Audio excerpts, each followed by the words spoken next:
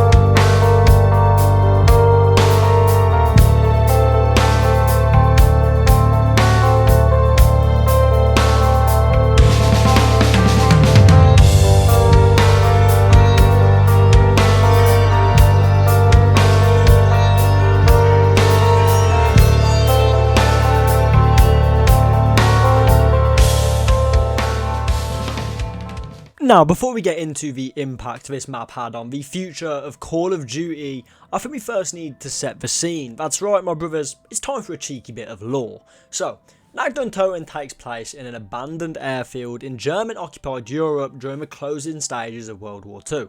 On June the 4th, 1945, on a trip heading back to America, a plane carrying 4 Marines crash-landed near the site. Shortly after crashing, they were found to be overrun by undead German soldiers who had been transporting Element 115 near the airfield. The 4 Marines took shelter in the bunker and survived for as long as they could before eventually succumbing to the undead. As an assumption, it is actually unknown what happened to the 4 Marines. However, it's actually implied by Dr. Monty that they survived once you play this radio message from Black Ops 3's variation of Nacht Der Untoten. Nacht Der Untoten. That translates as Night of the Dead. I learned that tonight. Been trying to scrub up on my German, you see. Anyway, it happened in an old concrete building on an airfield somewhere. I don't know where. I remember it being really small, simple by today's standards. I think there was a fog. Not a lot of it, certainly not coming into the building itself. You know what I just realized? You weren't even there. At least not at first. It was some other random, forgettable soldiers that had the misfortune to live through that horrible night, or Nacht, as it was actually known. Yeah, I speak German now. So, ultimately, regardless of this radio or personal opinion, it remains a complete mystery what actually happened to the crew that crash landed here on June 4th. Now, I can't find the clip, but Jason Blundell has said before that Black Ops 1 and Black Ops 3 versions of Nacht Der Untoten are to be perceived as canon, but where that leaves the storyline, I haven't got a clue. We'll just toss it up to multiverse theory and move on, because let's be real, the zombies storyline is a clusterfuck of shit and more shit. But I will try my very, very hardest to explain it all. But I'm probably going to fail along the way. So please point me out where I do fail. But I'll try not to. But in terms of lore and story, that is about as deep as Nacht Der Untoten goes. I mean, it was the first map. So I don't think they even had a storyline in mind when they made this map. But yeah, Jason Blundell wasn't on the scene until Mob of the Dead. So these are going to be pretty linear. Yeah, let's move on. I do apologise for the absolute dog shit gameplay you're seeing on your screen here, but my OBS decided to have a meltdown when I loaded at World at War, so we'll have to deal with it for this episode, and hopefully I can fix it in time for the Rook retrospective. Fuck you, OBS. Now, with Nacht Der Untoten on World at War and Black Ops 1, this is about as bare bones as zombies gets. I've only played the BO1 version a handful of times, however, the World at War version, I have a lot of experience with. I'm talking like Riley Reid has experience. So first off, let's talk about the layout of Nacht. Now, stay with me here, because it's going to get complicated. Here is the starting room, where in World at War you can find the M1A1 carbine and the Kar 98K. In Black Ops 1 and Black Ops 3, you'd find Mule Kick 2, with Black Ops 3 being the only game of 3 games to feature alternate wall buys on the map, these being the RK5 and the Shiva in this room specifically. Now, moving to the biggest room in the map, which is the upstairs. You can buy this from the stairs, funnily enough, for 1,000 points in all 3 variations of the map. Up here, you can find some grenades on the corner wall just here, and various wall buys in the far rooms, such as the double barrel shotgun and a cabinet in World at War and Black Ops 1, which was changed to a 5,000 point locus in Black Ops 3. That's fucking ludicrous.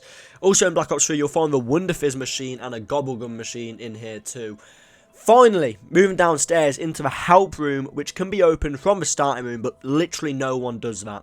You'll find the mystery box and some more wall weapons. Now, we're going to split this room up into 2 parts. World at War and Black Ops 1 and Black Ops 3. Now, the help room will be your main strategy to high round in all 3 games. However, in World at War, your main goal is to gamble all of your points on the box until you get the flamethrower, because that piece of weaponry has unlimited ammo and is widely considered the best weapon on the map. Or until you get the ray gun, which you'll scream and celebrate at before inevitably downing yourself with it due to the outrageous splash damage this thing generates. However, the great thing about World at War zombies in general is that the zombies are capped at 24 spawns per round regardless of the round number. So, on paper, this should make high rounding extremely easy on Nacht Der Untoten, right? Wrong, because the zombies on this game are so fucking brain dead that you will down in the most unbelievable way every single time. No, fuck no, dude. No! What is that dumbass death, man? Past round 10, World at War zombies will decide to inject themselves with liquid cocaine and will sprint at you faster than Usain Bolt could complete a 100-meter marathon. Not to mention, these bad boys also love a cheeky bear hug where they can two-tap you before you can even fire a bullet. So, in short, no, it's not easy to get high rounds on Nacht Der Untoten. So, pair the broken zombies with the claustrophobic atmosphere of Nacht itself on World at War, you have a low chance as an average zombies player of even making it past round 20. However, if you were to ask me what I would rather play, Black Ops 3 Nacht or World at War Nacht, I would pick the latter in a heartbeat, and let me explain why as we go back to the help room and we go to the Black Ops 1 and Black Ops 3 split. Black Ops 3 Nacht is significantly easier, in my opinion, to achieve the coveted round 100 due to many reasons. The zombies are easier to train, you have gobblegums and perks on this map, and on top of that, there are also multiple wonder weapons you can get your hands on. So, to achieve the high rounds in Black Ops 3, you'll need to be hitting the box so much you'll leave a glory hole in it. Why? Thundergun. The Thundergun is the pinnacle to the high round strategy on Black Ops 3 Nacht. However, with the Thundergun not being able to drop power-ups and bullet weapons being useless past round 50, you better hope that you've got insane RNG, because you're about to trade that bad boy in to hopefully get it back again within the next 10 box spins. This is the annoying part of Nacht on Black Ops 3.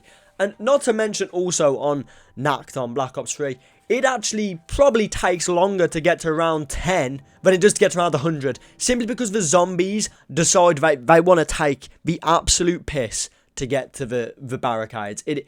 Black Ops 3 Nacht is, I don't like it. I just don't like it, straight up, don't like it. I like World at War Nacht. Black Ops 3 Nacht, I don't like. And I'm not gonna lie, I think that about covers our basis on gameplay. So we're gonna move back to World at War and talk about atmosphere, which is actually one thing that Black Ops 3 did improve on, but we'll talk about that in the next segment.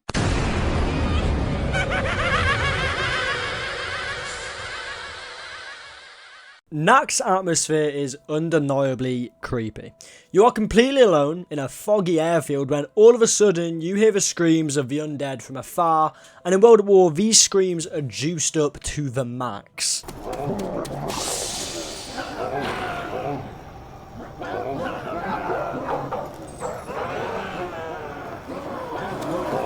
Along with that, as this is a retrospective, it's key to keep in mind that for the majority of World at War players at the time, they had just completed the campaign and most probably thought this was just a post-credit scene like the MCU.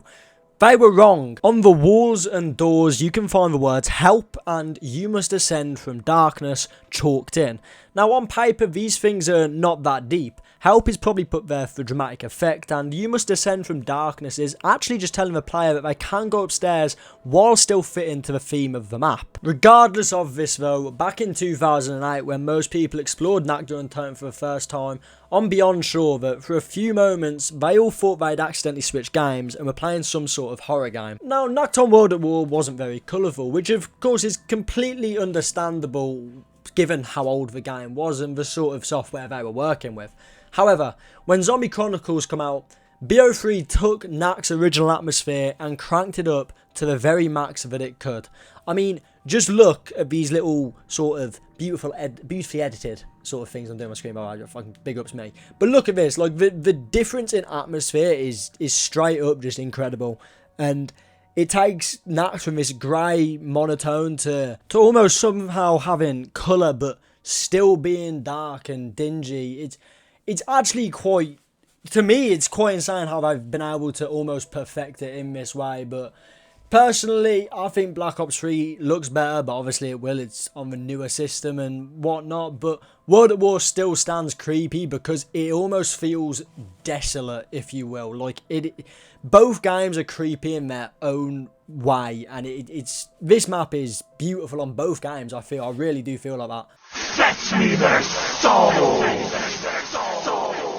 Now before we get into the final review of the map, I thought we'd have a little section about trivia, some facts about Nacht Der Untoten that you may know and some that you may not know. So to start with, Nacht Der Untoten is the only map to feature on 5 of the 7 Treyarch Zombies games created, these being the original World at War map, the Black Ops 1 remaster. On Black Ops 2 it is located on Transit near the cornfield, the Black Ops 3 remaster, and of course Black Ops Cold War's D Machine, which is part Nacht Der Untoten. At the time of recording, Black Ops 6 does not feature the map, and Black Ops 4 does not feature the map at all, which is honestly surprising considering half of that game was remastered content, but we'll get there eventually. But another kind of unknown fact is that the zombies who say Sam were never actually in the original Nacht Der Untoten, which is interesting. They were actually first introduced in Verrückt, and yet again there was no story connection at the time of their introduction in Verrückt. But yeah, they were never introduced here in Nacht Der Untoten. If you don't know what I'm on about, this is the zombie sound I'm on about. Sam! Nacht Der Untoten is also the only map in the franchise to not have custom icons for power-ups such as insta-kill and double points, and instead will just say the writing on the bottom of the screen. Also, nukes on Nacht Der Untoten will not give you any points at all, and Carpenter doesn't exist. Nacht Der Untoten is one of only 2 maps in the entire franchise that doesn't have a movable box, the other one being Farm from Black Ops 2, which is actually a survival map, so whether you want to say Nacht is the only one, that's personal opinion. If you count only Treyarch maps, Nacht Der Untoten is still to this day the smallest map of all time. Closest in size to it would be Nuketown Zombies from Black Ops 2. And finally, the first ever Easter egg song was implemented in Nacht Der Untoten, in being if you shoot all of the red barrels on the outside of the map, the song Undone, which is what you heard at the start of this video, will play in the background. That is your trivia, because that's about as much as I could fucking find on this map. Let's move on to the final review and end the first retrospective of this series.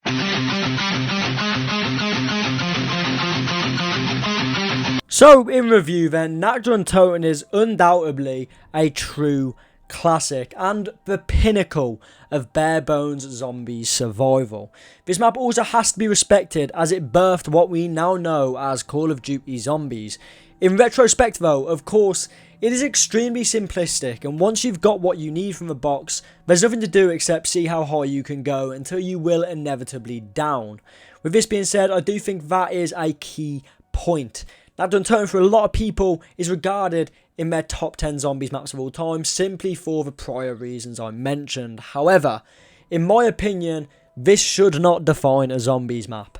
A zombies map needs to be compared to what it became and how good it was at its peak. And if you ask me if I would rather play any Black Ops 3 map over Nacht, I would say yes 9 times out of 10, and that 1 time out of 10 mainly being due to nostalgia. I will always respect Nacht for what it created, but the truth is it just cannot hold up anymore against what are known as the definitive best maps of all time, such as Mob of the Dead, Origins, Der Eisendrache, Shadows of Evil, and many, many more. And I will never blame Nacht for not being as good as those maps, because Nacht never knew what it was meant to be, and the developers never knew that what they created in 2008 would go on to be one of the biggest selling points of their game in a few years' time. So, overall, I'd say that Nacht Der Untoten is fun to play once every few months and will always be there to provide a casual zombie experience or a nostalgia trip. With that being said, I'm going to give Nacht Der Untoten a 5 out of 10, and although that rating makes it seem like it's bang average, I think this video tells you that Nacht Der Untoten is anything but that. So, I hope you all enjoyed this video and the start of this new channel.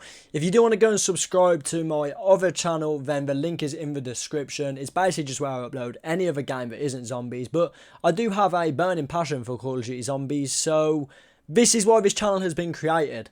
The next video we're going to be doing is going to be on the Rukt, but please do let me know in the comments down below what I could improve on, as this is the first time I've ever done a video kind of like this. So yeah, any suggestions or improvements that I could make would be greatly appreciated. And yeah, I hope you all have an absolutely amazing rest of your day, and I'll see you in the next one, boys. Peace.